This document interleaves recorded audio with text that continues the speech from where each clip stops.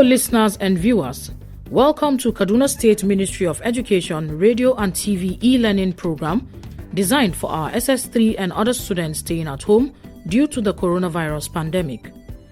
The present administration, under the able leadership of His Excellency, Malam Nasir Ahmed El-Rufai, is positioned, as always, to ensure that under his leadership, our students are not left behind in all areas of human endeavors, especially education. Kaduna State is the center of learning. Therefore, we want to ensure that our students excel in their forthcoming examinations and beyond. Students and other learners at home are given this opportunity in order to continue learning, as education is a continuous process.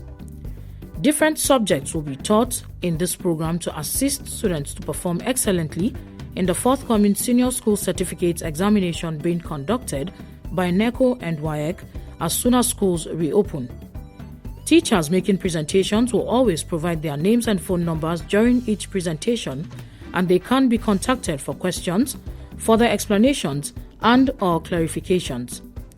The following numbers and contacts can also be reached for expression of any concern or observation: 090-865-00545 or 080-383-62072. Our website is www.education.kdsg.gov.ng.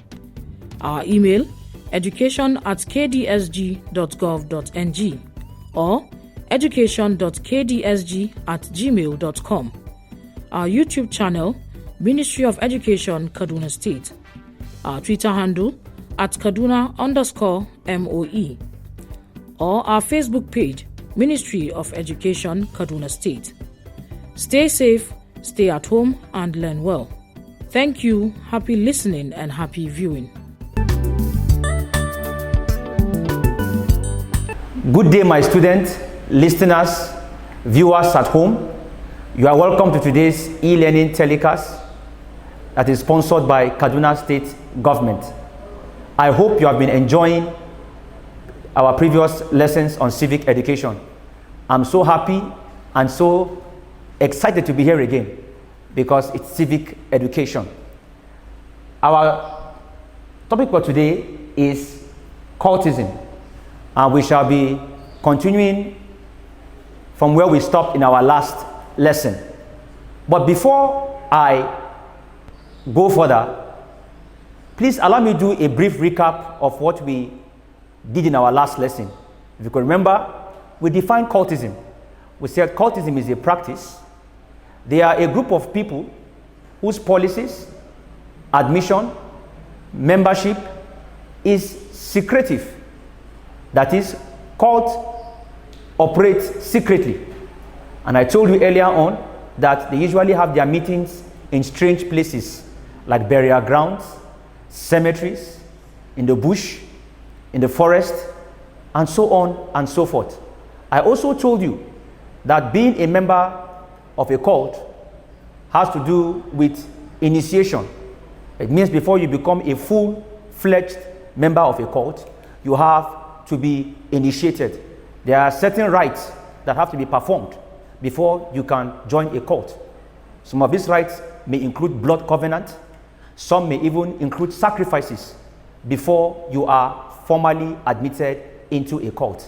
And don't forget, we looked at the history of cultism in Nigeria in our higher institutions, and we said it began in the year 1952 at the University College, Ibadan, that is known today as University of Ibadan. And I told you that the very first cult in the University of Ibadan was the Pirate Confraternity. They were first of all known as the Magnificent Seven.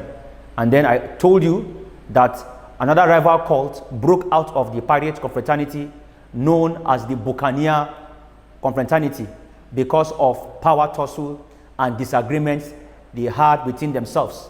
We also looked at types of cults, various cults that exist in our higher institutions. I mentioned the Black Axe, the Tutu Black Beret, the Vikings, Black Scorpions, and so on and so forth. I also told you too that in the early 90s, female cults emerged in our campuses. We have cults like the Black Brazier, known as Bra. We have the daughters of Eve, and we have the daughters of Jezebel. I also told you the reasons why people join cults. 1, people join cult for protection. 2, people join cult so that they can be able to pass their exams by intimidating lecturers. 3, people join cult for financial gains. Today, we shall be looking at the following: dangers of cultism, consequences of cultism in institutions and schools, and then preventive measures against cultism. Dangers of cultism. My dear students, before we look at the dangers of cultism, I would like to highlight some very important points. And I'd like you to understand that when cultism began, it actually began with very good intentions. First and foremost, cults served as checks on students' union and university staff. At a point in time, the student union government were exploiting students, inflating dues, and at the end of the day, the ESCOs enriched themselves. So part of the reasons why cults were established was to fight against corruption in the student union government. Don't forget, the student union government were the ones that were in charge of student affairs in our universities. And they were inflating the dues that the students are paying, and the students are not seeing what they are using these monies for. The ESCOs were using these monies to enrich themselves. And so the student union government arose to fight against such injustice.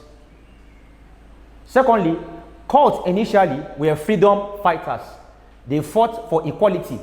At a point in time, only the children of the rich were given admission into universities. They were also given preferential treatment. The children of the poor were relegated and looked down upon. They served as watchdogs. So cults served as watchdogs in our university campuses. They were able to fight against injustice, and they were able to also bridge the gap between the rich and the poor. They advocated for equality. They were able to eradicate social stratification and class status in the university system. That is equality. Everyone was equal. Whether you are rich or whether you are poor, you are entitled to gain admission into the university and then study any course of your choice. But however,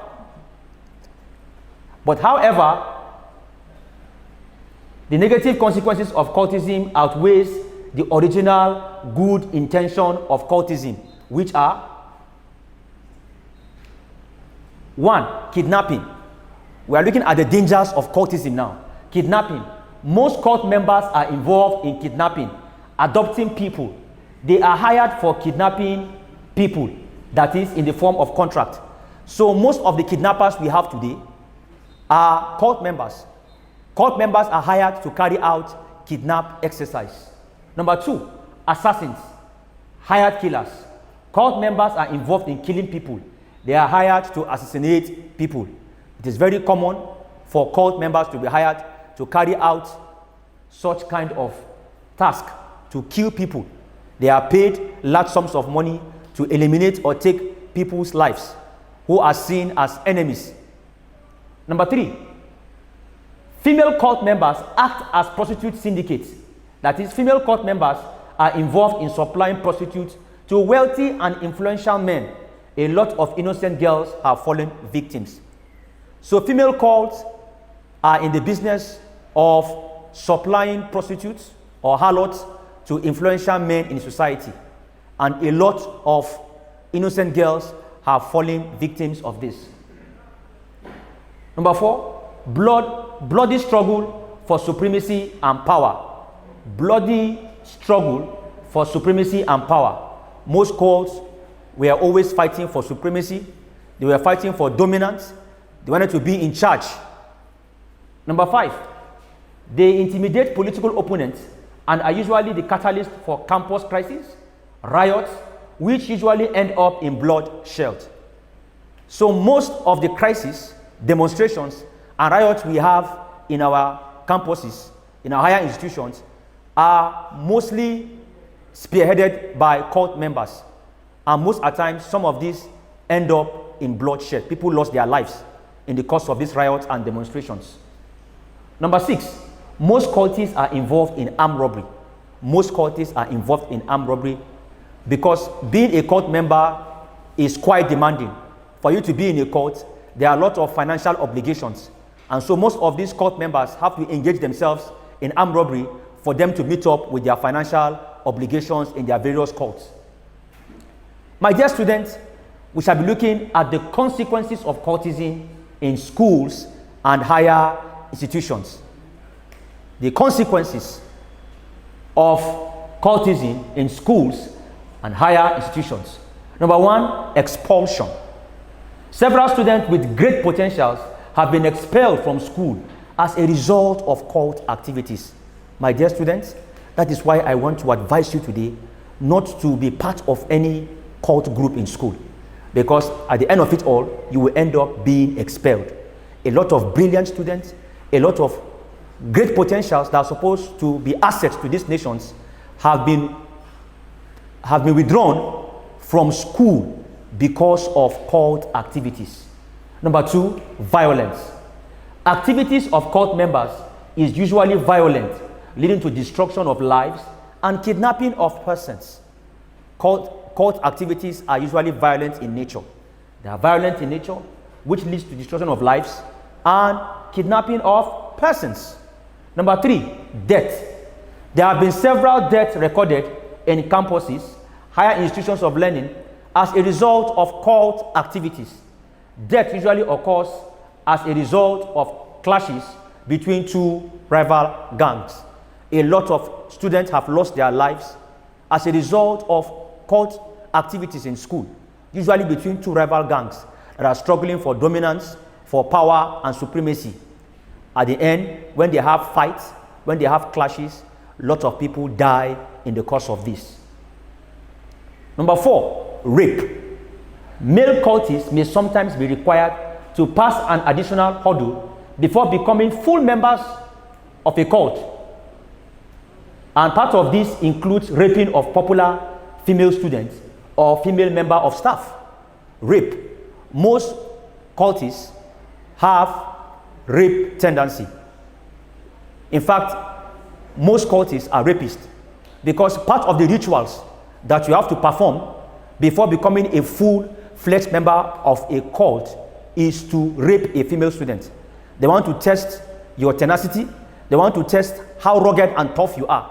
And so part of your test is to rape a prominent female student or rape a female lecturer.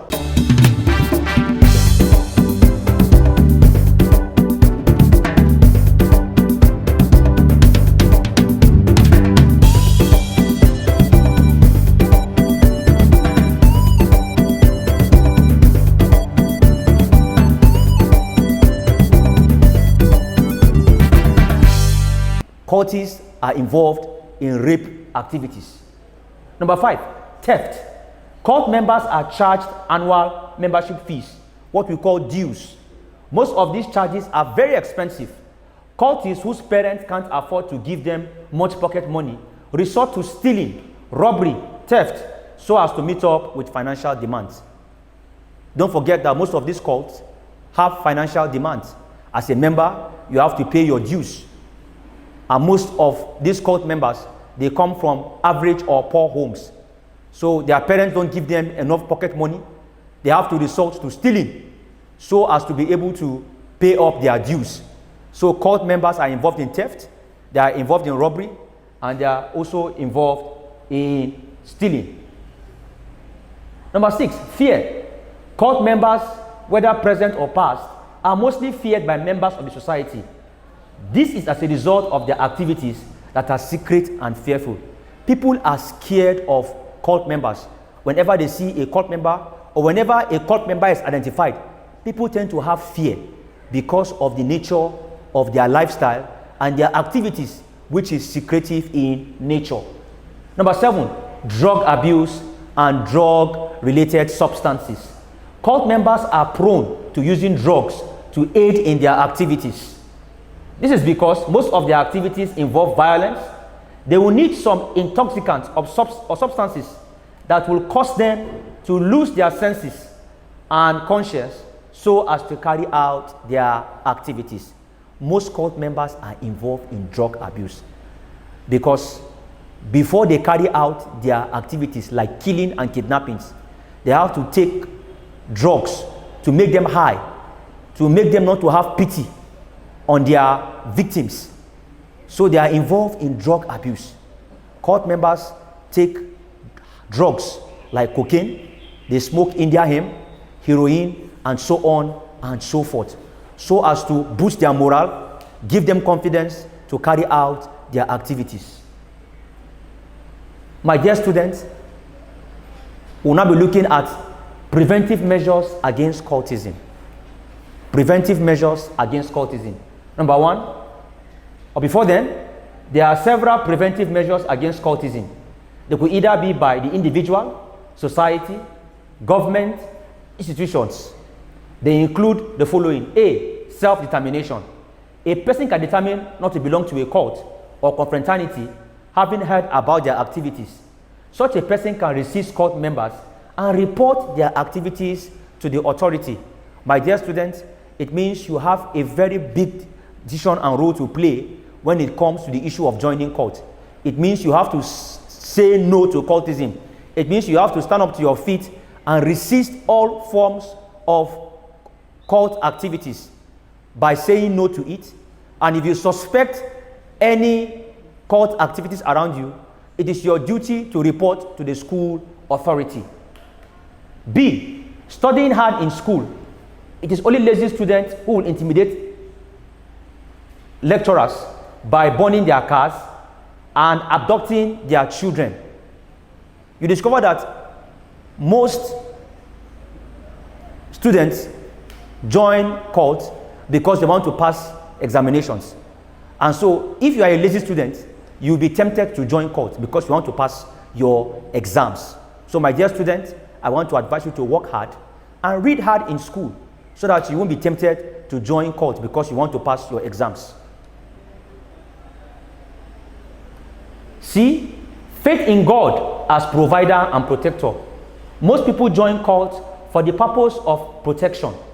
Our religious leaders should sensitize their followers on the need to have faith in God and see Him as the ultimate protector. Most people join cults because of protection. People are afraid. They believe that the only way you can be secured is when you join a cult. I want to charge our religious leaders, our pastors and our imams to always talk about the dangers of cultism in our churches and in our mosque. They should be able to sensitize their members and followers for the need to see God as their ultimate protector and provider. D, abiding by rules and regulations of the school. This will go a long way in preventing cult activities because people will be at the right place at the right time. So as a student in a higher institution, you should learn to abide by laid down school rules and regulations. Don't be a deviant. Be a conformist. Respect laid down rules and regulations, my dear students. Don't be involved in night parties, clubbings, etc. Don't be found at strange places and at strange hours of the day while on campus. Lastly, keeping good friends. Bad company corrupts good manners. A lot of people have been initiated into cultism as a result of bad friends, peer influence, bad associations, and organizations. My dear students, remember I told you that bad company corrupts good manners. Show me your friend and I will tell you who you are. I advise you that you should keep good friends, friends that will encourage you, friends that will advise you, friends that will always tell you the truth, friends that when you are going wrong, they will call you back to order.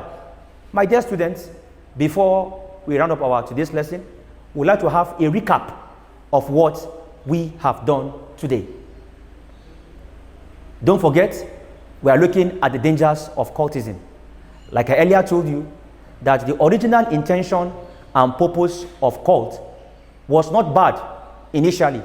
Don't forget, I told you they serve as checks on student union government and on lecturers. Don't forget, I told you that initially, the student union government were overcharging students a lot of dues. Lecturers were also intimidating students, especially female students.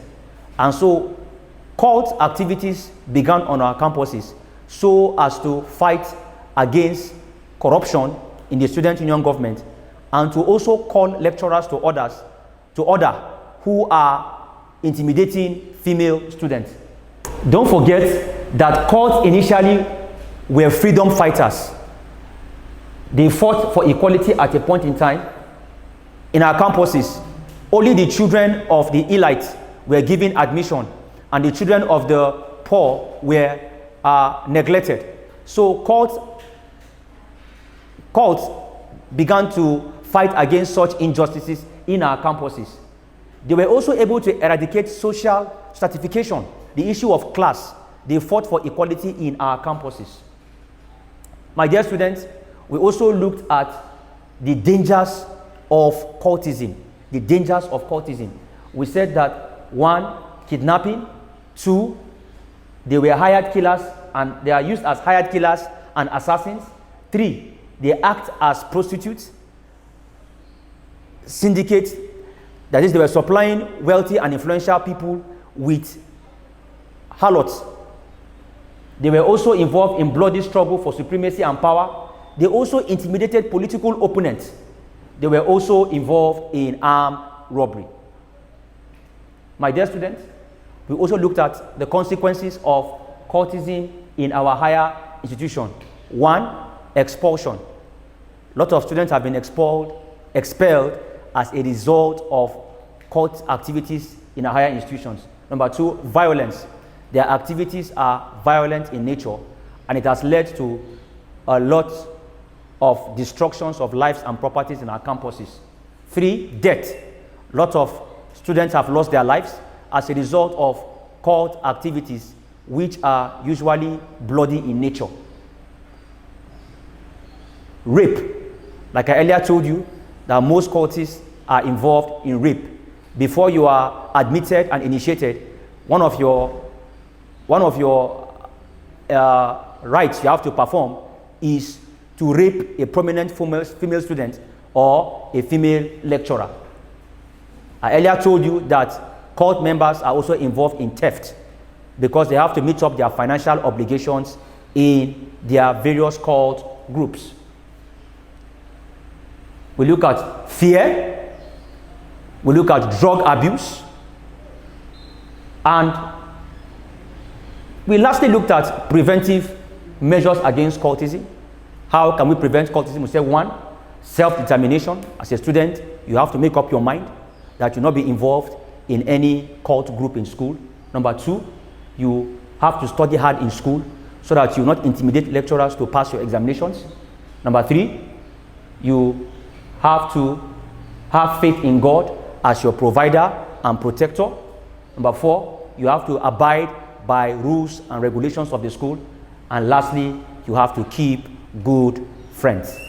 My dear students, by the grace of God, we have come to the end of today's lesson. Before we finally end today's lesson, I'd like to leave you with this assignment. Number 1, highlight any 5 dangers of cultism. Highlight any 5 dangers of cultism. Number 2, mention and explain 5 consequences of cultism activities in our higher institutions. Mention and explain 5 consequences of cultism activities in our higher institutions. Number 3, list 5 preventive measures that can be taken against cult activities in our schools. Number 1, highlight any 5 dangers of cultism. Highlight any 5 dangers of cultism. Number 2, mention and explain 5 consequences of cultism activities in our higher institutions. Number 3, list 5 preventive measures that can be taken against cult activities in our schools. References: you can contact the following textbooks. 1, Civic Education for Senior Secondary Schools and Colleges by J.B. Saleh, Dr. O. Ademola, P.A. Dunlop. Number 2, Civic Education for Senior Secondary Schools and Colleges based on the NERDC curriculum by C.I. Uwaeze, V.E. Ogbe, and Y.S. Bashir, et al. My name is Charles Dunia Nanat. You can contact me with your questions and your assignment on this contact through WhatsApp or SMS 070-6312-6878. My name is Charles Dunia Nanat. You can contact me with your assignment through this contact on your screen 070-6312-68. Remember, stay at home, stay safe, and keep learning. COVID-19 is real.